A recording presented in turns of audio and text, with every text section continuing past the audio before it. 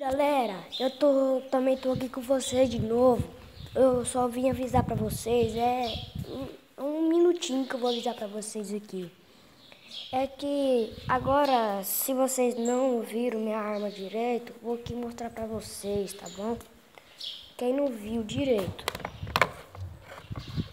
Só aqui, ó. Só vai bem aqui rapidão, tá bom? Vou colocar aqui. Aí, esta. Aqui, ó. Ela daqui é um S, daqui é um B, daqui é um G, tá bom? Que aí não sabe ainda, que ela tá meio negociar. Se dá pra ver? Não. Não. Aqui, ó. Ela tá um pouquinho suja, mas não tem nada não. Pra vocês atirar, você tem que puxar esse negocinho aqui, ó, pra trás, ó.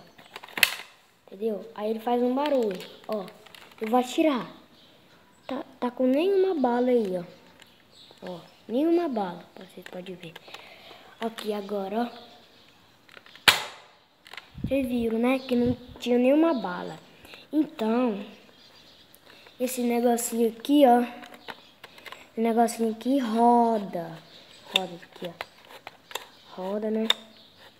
Parece aquelas pistolas lá que tem tambor. Então aqui também tem um tambor. Se você colocar uma bala aqui e você não puxar pra trás daqui, aí ela pode girar. Entendeu? Aí também tem esse negócio azul aqui, que veio assim.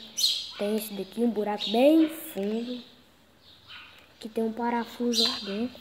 Não dá pra vocês verem direito. Olha lá o parafuso lá, ó. Olha lá. Então esse daqui, deixa eu ver se dá pra ver.